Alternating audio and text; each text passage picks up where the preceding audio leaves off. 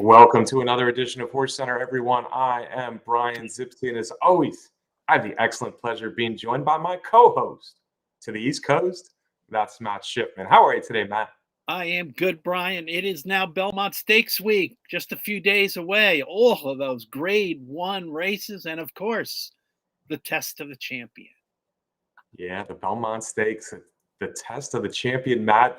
8 horses for the Belmont Stakes, a little less than a little less than that for several of the other Grade 1 races, but we sure do have a lot of big names running Saturday at Belmont Park, and even a few running on Friday at Belmont Park. And without further ado, Matt, let's jump into that Belmont Stakes draw morning line. We see We the People, perhaps a little bit surprising, was made the 2-1 morning line favorite. Drew the rail, Matt. I think that morning line favoritism is a function of lone speed in this mile-and-a-half Belmont.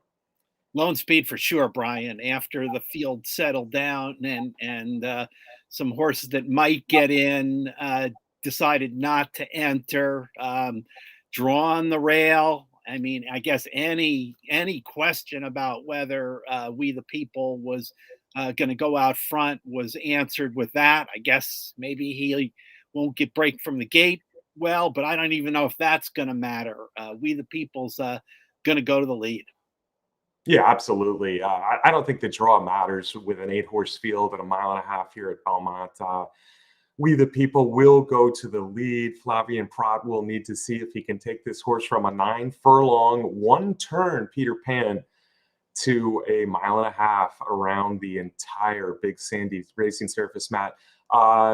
He's a threat as lone speed, but there are horses here that should make a run at him some point during the race. Nest, the filly, could do it. Creative Minister, the 5, could do it. Even Golden Glider, maybe. There's several that probably will want to go after him at some point during the late backstretch, perhaps. We the People, it'll be interesting to see if he opens up big early or if he really tries to slow down those fractions. But I'm still dubious whether he can get the job done in a Grade 1 race, 12 furlongs. He got pretty washy and pretty upset in the Arkansas Derby just 2 starts back. Same thing could happen in the Belmont, and it's a long way to carry the speed. Yeah, it sure is. And on top of it, Brian, seeing him at 2-1 as the favorite, whether he ends up that low, we shall see. But with him getting that much betting action and question marks abound, I mean, not just on We the People, but on plenty of the horses in this race, it is really a hard spot in my eyes to take the favorite to win. Yeah, I agree with that, Matt. And We the People, don't get me wrong, I realize he is a threat coming off a nice win over the track and being the clear speed here in the Belmont Stakes. But part of me being dubious about him taking the Belmont wire to wire is that unattractive morning line. Mo Donegal was a little bit more expected, 5-2. He drew the 6. One thing I'll say about Mo Donegal, there have been a few races, maybe the Remsen most notably, where he was able to at least stay in touch early. He's a late runner by every sense of the word, but unlike maybe the Derby winner, Matt, I think he does have the ability to show just a little bit of get up and go early. And I think that's an advantage here in this Belmont without much speed. Yeah, I agree completely with that.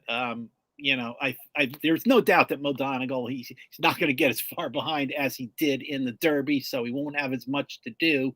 And after the draw, Todd Pletcher, he felt that Mo Donegal has the ability to stay closer to the pace than he did in the Derby, and I guess I expect him to be able to be running down the stretch towards the end of the 12 furlongs, but like with everybody else, they haven't done it.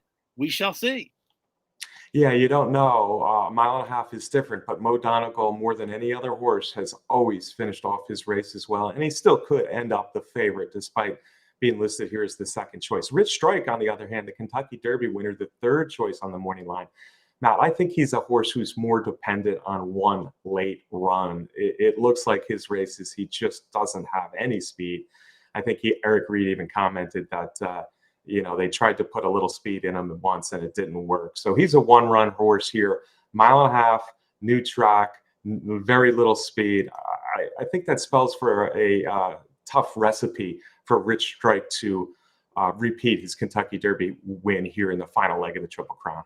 Yeah, typically it has been, but to his credit, he has shipped to New York, and he has really looked good on the track training. He's been calm, he's been composed. New settings for a horse that we have seen can be very high strung, but yeah, Eric Reed clearly said no, we're not changing the way he runs. He's going to make a late run. I guess I have as big a question mark about rider Sonny Leone as I do about the horse. Sonny never having ridden at Belmont Park, obviously has not ridden a mile and a half race at Belmont Park, and it is just flat out, and jockeys say it, trainers say it is just flat out a tough spot place for an inexperienced rider to ride in a big race like this. Yeah, good point, Matt. I think that's true, and I think for a lot of reasons, I'm off the Rich Strike bandwagon, if you will, here in the Belmont Stakes. I'm not off the Creative Minister bandwagon, though, Matt. Here's a horse who's continued to impress. Remember, his connections ponied up $150,000 to supplement the Son of Creative Cause late to the Triple Crown. That came after a very impressive win on Kentucky Derby Day, in which he stayed relatively close to the pace, pounced, and was the best horse down the stretch. I certainly can see that scenario playing out itself in the Belmont again. This horse just looks good. It looks like he's thriving now, only 3 months into his racing career. 4 good races under his belt. He's done it at 4 different tracks. Brian Hernandez Jr., he won the Breeders' Cup Classic almost 10 years ago with Fort Larned, Matt. I think he might be in store for another big win here with Creative Minister. Certainly has got a shot. The morning line odds are more attractive, and everything you said about Creative Minister, his short campaign and how he's been developing are positives. But at the same time, for me, I have to be questioning, this is going to be his 5th race in a relatively short amount of time since March. He has followed a Triple Crown schedule into the Belmont Stakes. Didn't run in the Derby, but he ran on Derby Day, went to the Preakness, now to the Belmont Stakes. That can be a good thing. But at the same time, you have to wonder if this 5th race, going a mile and a half, is it going to take a toll on Creative Minister? Of course, trainer Kenny McPeak won the Belmont Stakes with Sarava. And he said after the race, hey, I learned that it's important to get your horse time at Belmont Park before the big race. So they went right from the Preakness and Pimlico to Belmont to prepare. Yeah, I like a lot about him, to tell you the truth, Matt. I like the fact that he's got grandsires like Tappet and Giants Causeway, real distance influences. And, the Triple Crown schedule, yes, but the Derby is the real hardship, I think, for a lot of horses. And he had it pretty easy that day in his 1.16 allowance win. So I don't think it's quite the same. Thought he ran a very good race in the Preakness. Early voting, Epicenter are not here. I think Creative Minister could lay pretty close early and be the horse that's taking over in the stretch. We shall see. Another one who should get a lot of play, I think, more than her 8-1 morning line, Matt, is Nest the filly, coming off a 2nd place finish in the Kentucky Oaks. Nest also bred to go long.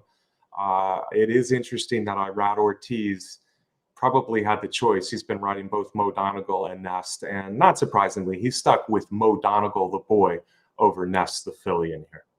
Yeah, because not just the Belmont Stakes, but looking down the road, there are some some big races that Mo Donegal, bigger purses that he may be heading towards down the road. Nest, hey, if any horse, if you just look at breeding and you didn't see the horses' names or their past performances, looking at this Belmont Stakes, you're gonna gravitate to Nest as a son of Curlin and out of an AP Indy mare, and of course Todd Pletcher has won the Belmont Stakes with Philly before with Rags to Riches. He has been training Nest and Mo Donegal together, using the techniques that has produced such great success for Pletcher in the Belmont Stakes. A new trainer to the Belmont Stakes, Matt, will be Johnny Ortiz, the trainer of number 8, Barber Road. Now, Barber Road won 2 races early in his career back to back nicely. Since then, he's lost 6 consecutive stakes races, Matt. Why should we consider Barber Road off that 6-race losing streak as a real contender here in the Belmont Stakes? Hey, Brian, you can use the word lose, but we're not talking about finishing 7th and 8th and 9th and 6th in those losses. We're talking about races where he hit the board, on the Kentucky Derby trail, brought home some big paychecks, and most recently ran a noteworthy 6th in Kentucky Derby. And for me, he's an interesting horse. If you're looking for some odds, I don't think he's a win contender, frankly, Brian, but I give him a legitimate chance to get another big check in an important race.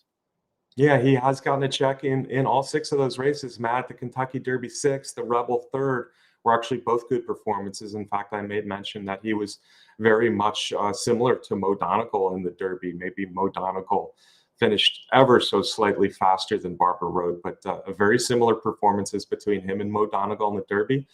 And the other 4 losses, as I mentioned, in that 6-race losing streak were second place finishes. So a very consistent rallier. Matt, the others in the field here are a little bit longer. Skippy Longstocking has had a good experience against good horses without really getting it done, coming off a 5th in the Preakness, a 3rd in the Wood Memorial. Golden Glider has some female distance pedigree in there, and Mark Casse has won the Belmont Stakes recently. Do either of these two strike you as possible upsetters on Belmont Stakes Day? They do not, Brian. I just don't think Skippy Longstocking is of the quality of the top contenders that we've been talking about. Golden Glider started out his career with 2 wins, seemed to get a little bit off form, and then a good second place. We're talking about he was 10 lengths behind We the People and the Peter Pan, but that was enough for Mark Casse to take a shot here in the Belmont Stakes. Yeah, I think you could draw a line through that with the wet one-turn Peter Pan. Maybe Golden Glider is the bomb that interests me a little bit more than Skippy Longstocking in the Belmont. With that being said, Matt, let's jump to our Belmont Stakes wagers here. People are waiting to see what you want to bet here in the Belmont Stakes. I will admit, and I will still say that the Belmont Stakes is I don't know if I'll say a head scratcher, but for me, it's a race that is really hard to come up with a winner with a lot of confidence. So I'm going to do, a $10 exacta box, looking for a little bit of a price. I'm going with Todd Pletcher, Brian.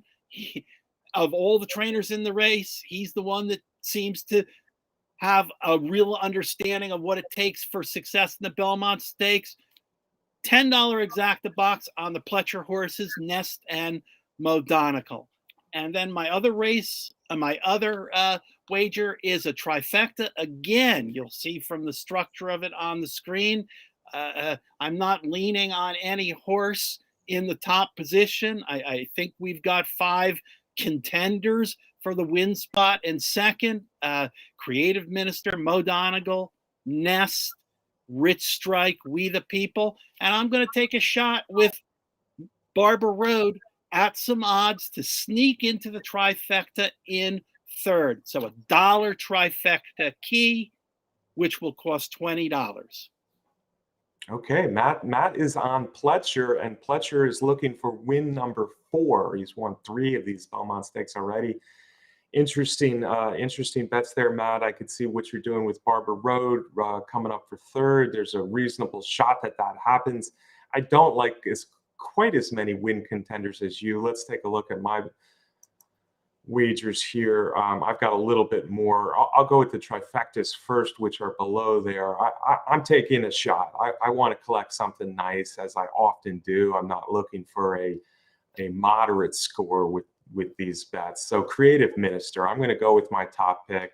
I think he offers good value here as the fourth or fifth choice in the Belmont Stakes, and I believe this horse is ready to step up and run a very good race. Maybe not mile and a half at Belmont, you never know, but for the value, I certainly like Creative Minister best. And I think Mo Donegal is the horse to beat. Mo Donegal is the horse most likely to fill out the trifecta, either second or third. So these are two simple trifectas: Creative Minister over Mo Donegal over three other horses that I like to a point: We the People, Nest, and Barber Road. And then I'll switch second and third. So We the People, Nest, Barber Road can run second with Mo Donegal third. In essence, I'm saying Creative Minister for the win. Mo Donegal either runs second or third.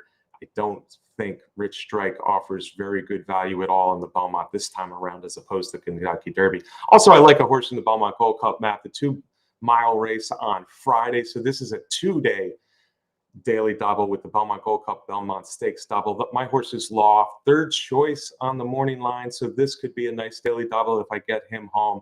He's a German who certainly likes the distance. And then I'll be using my top 3 win contenders in the Belmont: Creative Minister, of course, Mo Donegal, of course, and We the People, just in case it's too easy for him early. All right, Matt, we've got some other races that we should talk about. I mean, we got Jackie's Warrior, we got Rougere running on Friday. We got so many good horses. We have Echo Zulu, seeing if she can get back on the winning track in the Acorn, facing a pretty nice Brad Cox, Judd Monfilly in there. But let's talk about the Met Mile and the Ogden Phipps as our secondary races. Matt, the Met Mile Flightline, this is weird. I mean, this is more than Danzig 40 years ago, when Danzig won his first 3 races, the son of Northern Dancer. This is kind of special stuff that he's done in his first 3 races, but they were all in California. They were all last year. They were all 7 furlongs or shorter. Now he comes to Belmont for the $1 million Met Mile, faces some good horses. It's a short field, sure, a 5. But I think there's reasons to question whether Flightline will win. I agree, Brian. I mean, you checked off a nice list there, Brian, of accomplishments. A very, very impressive accomplishment for Flightline in his first 3 races. But at the same time, I just have hearing in my ear handicappers from the past saying, never bet a horse that's trying to do things that they haven't done before. And in that long list of accomplishments, Brian, that you described about Flightline, at the same time, there is a list of things now in the Met Mile that Flightline hasn't accomplished: going the mile, running at a new track, not running out of his stall, shipping across the country. It's been 5 months since he's run last. Yes, Brian. Yes. Could he just wallop this field? Of course he can. But at 3 to 5 on the morning line, and the possibility that he's going to be less than that, I have to take a shot against him. Yeah, and I don't blame you for doing it, Matt. I personally think Flightline is the horse to beat here in the Met Mile, and that's probably not saying much, but the value is simply not there. Yeah, probably 2 to 5 or so in the Met Mile, so it might be worth to take the shot to beat him. I don't really want to take much of a shot here in the Met Mile, because I do think he's the likely winner, but as Matt says, the value is not there. 3 other good horses in the race in this 5-horse field. You have Happy Saver, a Grade 1 winner who could sit off the pace a little bit here, and is coming off a nice return race, went second to Olympiad last time at Churchill Downs. You have Aloha West, who rallied to win the Breeders' Cup Sprint last year and has a decent enough return race where you think he could move forward, especially if there's a hot pace. And then you have the horse who I think has to go after Flightline early, or has to at least stay in touch early, and that's Speaker's Corner. A clear second choice on the morning line map, but he has really developed into a nice horse this year. Well, Brian, he certainly has. I mean, he flashed a little potential early in his career as a 3-year-old and such. But yeah, he's 3 for 3 this year, Brian, with impressive victories, the connections of Belmont and Godolphin. He's 2 for 2 in his career at Belmont Park. He's 2 for 2 in one-turn miles. He's got speed figures that are very close to the ballpark of Flightline. So uh, um, he's in great form right now. All right, Matt. Let's get to some other wagers here because I see you using the Met Mile as one of your wagers. That's the bottom one on this chart here, folks. Matt has a Met Mile exacta box, and basically you're doing what you just talked about. You're saying no flight line for me, please, and using the other three factors. I am, Brian. Again, Flightline is the horse to beat. Flightline could be very special, but for all the reasons that we said, and personally, I just don't like horses that have problems with their feet, which is what has been going on with Flightline, with his so much time between races, and since that win in the Malibu, yeah, he could win, and if he does, I hope it's an exciting big victory, and Flightline continues on to race more this year. But I'm going to take a shot, not a big shot, $5 exacta box in the Met Mile using Speaker's Corner, Aloha West, and Happy Saver. Yeah, and I think Happy Saver is a horse that would interest me as the fourth choice in here because I think he might be sitting behind the top two. And if there is any weakness there or there is any suicidal pace battle between the two, I think Happy Saver I like a little bit more than Aloha West on class. Yes, I know Aloha West won the Breeders' Cup. Don't yell at me about the class thing. But Happy Saver's been a class horse at a mile up to a mile and a quarter. So maybe he can sit a trip and run a good race. But I'm not jumping in this race as much as Matt because I just think Flightline's first three races are as good a first three races as I've ever seen in my 50 years of watching horse racing. Matt, your other bet also includes the Met Mile as well. Yeah, again, I'm going to take another small shot that Flightline might not win the Met Mile. I'm going to do a two-day daily double, Friday to Saturday, $5 tickets. This daily double combines the New York, or maybe we should be calling it the Chad Brown, Brian, because he's just been dominating the race. He's got 4 horses entered in the field. 3 of them I'm going to use in this daily double: Rogier, Virginia Joy, Bleecker Street. And also, I'm going to use Family Way from Brandon Walsh. And I'm just going to use Speaker's Corner in the Met Mile. Just a little shot, looking for some prices. Yeah, the New York is a very interesting race on Friday. Again, that's a 2-day daily double. Rogier could be just the best older turf female in the country this year. She was, of course, a huge purchase for Peter Brandt late last year after some big races in France. And she looked the part winning her first start here in New York. But Bleecker Street has never lost.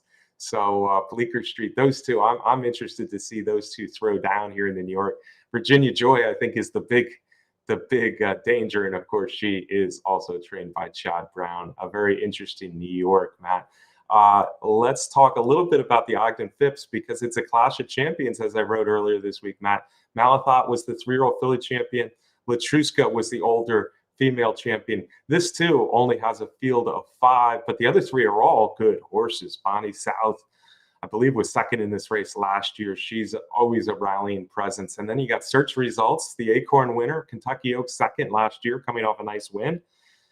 You also have another good filly in here, Matt, in Clairiere, who's been knocking on the door in big races, that well-bred Stone Street filly. So really nice race. Five horses. We wish there were more, but on the other hand, you can't knock the 5 that are in the Ogden Phipps.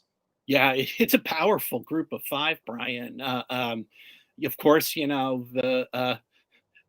have they have the tough task, 3 of them, of dealing with Latruska and Malathot. Clairiere, won her first race of the year in an allowance at Fairgrounds, but then ran into Latruska in the Apple Blossom and was second. Bonnie South was second in her debut behind Malathot. So they are a couple of really good horses. And you mentioned search results for Chad Brown already has a good win this year. But it looks like the top two, Latruska and Malathot, are the ones to beat. Latruska was an impressive winner of the Ogden Phipps last year. Yeah, I'm of the opinion that Malathot can be a champion again this year. And of course, that would come directly at the hands of Latruska. On the other hand, a mile and 16th, one turn Belmont, usually that track is pretty fast, not a ton of speed in here. I don't know if this is the spot where Malathot beats Latruska this time. Latruska, it seems like the race is set up for her a little bit. Search results, the Brown filly, the Acorn winner, has done well at Belmont and has some speed. So it'll be interesting to see if she tries to keep Latruska busy early. But unfortunately, I think this race does set up a little bit for the favorite, Latruska, clear favorite on the morning line over the younger Malathot. But I think Malathot gets better in more fair races with a little bit more speed, maybe a little bit longer, maybe two turns, all of the above. But it's nice to see them hook up early in the year, Matt. All right, we haven't gotten to my other wagers, Matt, so let's jump on that real quick. I'm struggling to find a lot of good value. I think Creative Minister offers good value in the Belmont Stakes, but I like too many favorites, frankly, in these two days of Friday, Saturday at Belmont Stakes. So I'm looking for a little bit more value. Having said that, I'm going to start off with the two clear favorites in this all-turf triple. This is on Saturday, folks, and it's 3 different races, but it's a $3 minimum all-turf triple. I'm not making a choice. I think Regal Glory, Speak of the Devil, one of them is going to win the Just a Game. They are two monsters for Chad Brown. But then I look for some value in the other races because both the Jaipur Race 8 and the Manhattan Race 10 have pretty big fields, and I think the favorites are certainly beatable here. I'm going to use the favorite in the Jaipur, Arrest Me Red, the horse to beat. But I think both Casa Creed, the defending champion gear jockey, will have good value in here. And I like those 3 as my 3 in the Jaipur. And then the Manhattan's pretty wide open, but I could see Rock Emperor jumping up again. He got good last fall. He ran a big race at Belmont. I think this race could set up pretty well for Rock Emperor, 10-1 on the morning line. Santine I have to use after his performance at Churchill Downs. And I always like Gufo. If there is a little speed, and there will be some speed here in this Manhattan, Gufo is always a big threat to win. So I'm going to try to get a little value in the second and third legs of that all-turf triple. That would cost $54. If you want to make a choice between Regal Glory and Speak of the Devil, go ahead. Speak of the Devil looked like an absolute monster in her American debut. I guess I like her a little bit better than Regal Glory, but Regal Glory is just so good and consistent. Yeah, Brian, and that's one of those new pick 3s with the $3 base rate wager, isn't it? Yes. This is a not a real high takeout, and it is I think it's a good bet. And basically, I guess it's not a free square because I'm using 2 horses in the race 4, the first leg, but I don't really see me losing that. It's just a matter if I can get one of my 3 in each of the more wide open races, the Jaipur and the Manhattan. All right, Matt, we did it. We talked about this Belmont Stakes card. Any favorites you see getting beat? Is Jockey's Warrior vulnerable? Is Jack Christopher vulnerable? Is Echo Zulu vulnerable in any of those True North or Woody Stevens or Acorn? I don't know, Brian, or is Flightline vulnerable? We shall find out. A lot of big favorites, a lot of really quality horses to enjoy this weekend at Belmont Park.